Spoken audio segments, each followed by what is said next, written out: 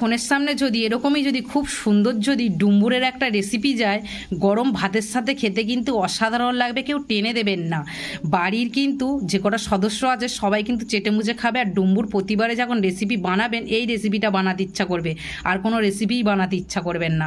পুরো ভিডিওটা দেখবেন, কেউ স্কিপ করে যাবেন না, গেলে বুঝতে পারবেন না এটা আমি কিভাবে বানিয়েছি। পুরো ভিডিওটা দেখার অনুরোধ রইল। নমস্কার বন্ধুরা, রাখির কিচেনে নতুন একটা পর্ব দেখার জন্য সকল বন্ধুকে জানাই ধন্যবাদ। আজ আমি আপনাদের সাথে ডুম্বুর আর এর সাথে কিছু সবজি দিয়ে ভাজা করে আপনাদের সাথে শেয়ার করব। এই ডুম্বুর কিন্তু আমাদের শরীরের ক্যালসিয়ামের ঘাটতি মেটায়। বানিয়ে খেয়ে দেখবেন আপনারা, খেতে কিন্তু এই ডুম্বুর ভাজা অসাধারণ লাগে। গরম ভাতের সাথে তো কোনো কথাই হবে না। এখানে আমি কিন্তু অনেক ডুম্বুর নিয়ে নিয়েছি, পুরো ভিডিওটা দেখার অনুরোধ রইল। এখান থেকে আমি একটু বড় বড় সাইজের ডুম্বুরগুলো বেছে নেব। একটু বড় বড় সাইজের দেখে ডুম্বুর বেছে নেব, ছোটগুলো থাকবে। এগুলো গাছেরই ডুম্বুর তো, যতটা পেরেছে মানে ধারণার বাইরে, এতটা পারার কোনো প্রয়োজন ছিল না, তো পেরে নিয়েছে। এর থেকে আমি বড় বড় দেখে বেছে নেব। গাছেরই জিনিস হলে যা হয়। বড় বড় ডুম্বুর দেখে আমি বেছে নিয়েছি এখানে যতটা লাগবে। আর এখানে নিয়ে নিয়েছি কিছু বিনস আলু দিয়ে ডুম্বুরটা ভাজা করব। খেতে কিন্তু খুব সুন্দর লাগে গরম ভাতের সাথে।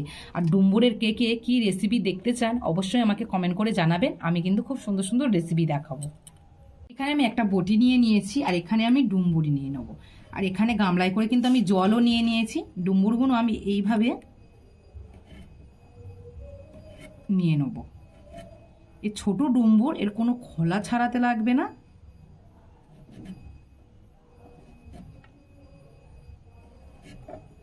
দেখে বুঝতে পারছেন আমি এইভাবে ডুম্বুরগুলো কেটে নেব। এইভাবে প্রতিটা ডুম্বুর আমি কেটে নেব। আর ডুম্বুরে তো আটা রয়েছে, একটু হাতে যদি আপনারা তেল লাগিয়ে নিতে চান তেল লাগিয়ে নেবেন। এইভাবে আমি ডুম্বুরগুলো কেটে নেব, তাহলে আর দানা বের করার আর কোনো ঝামেলা হবে না। আপনারা এইভাবেও কাটতে পারেন।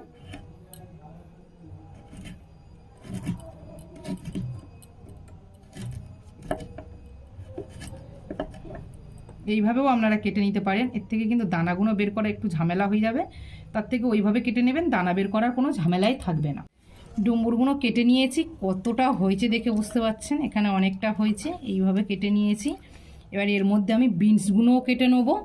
এখানে আমি বিনস নিয়ে নিয়েছি, বিনসও আমি এইভাবে কাটবো।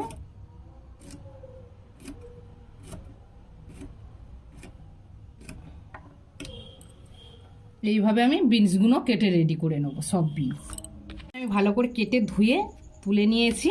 আর এখানে আমি দুটো পেঁয়াজ কেটে নিয়েছি বড় বড়। আমি কড়া বসিয়ে দিয়েছি, আর কড়াই কিন্তু তেলও দিয়ে দিয়েছি, সাদা তেল। তেলেতেই কিন্তু ধোঁয়া উঠছে দেখে বুঝতে পারছেন।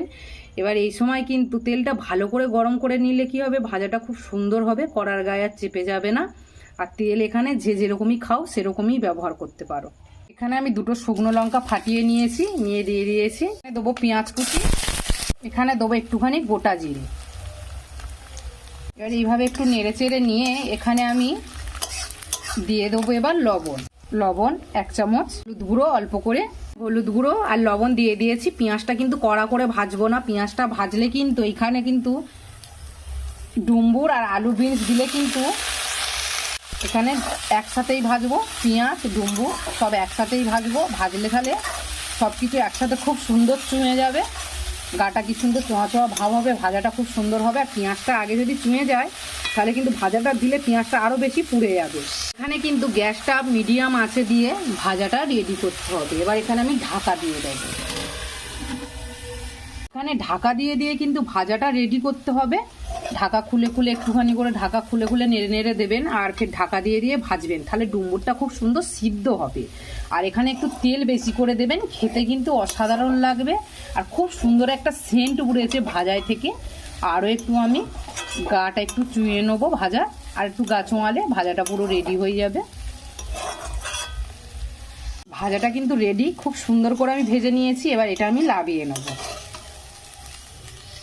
পুরো রেডি করে নিয়েছি, দেখে বুঝতে পারছেন কত সুন্দর হয়েছে। কার কার দেখে গালে থেকে জল চলে আসছে অবশ্যই জানাবে। ডুম্বুর কোনো সিদ্ধ করতে হবে না, কিছুই করতে হবে না, খুব সুন্দর সিদ্ধ হয়ে যাবে এইভাবে ভাজা করলে। একটু তেল বেশি করে দিয়ে ভাজা করলে কিন্তু খুব সুন্দর খেতে লাগবে। গরম ভাতের সাথে তো কোনো কথাই হবে না। ভালো লাগলে আমার চ্যানেলটাকে আপনারা সাবস্ক্রাইব করে নেবে, পারলে বন্ধু বান্ধব সবার সাথে শেয়ার করবেন, সবার সাথে শেয়ার করার অনুরোধ রইল। আমার পাশে থাকবেন, আমার সাপোর্ট করবেন, একটা লাইক করবেন, কমেন্ট করবেন, আর পাশে থাকা বেল বাটনটা অন করে রাখবেন। নতুন নতুন ভিডিও ছাড়ার সঙ্গে সঙ্গে সবার আগে আপনাদের কাছে পৌঁছাবে।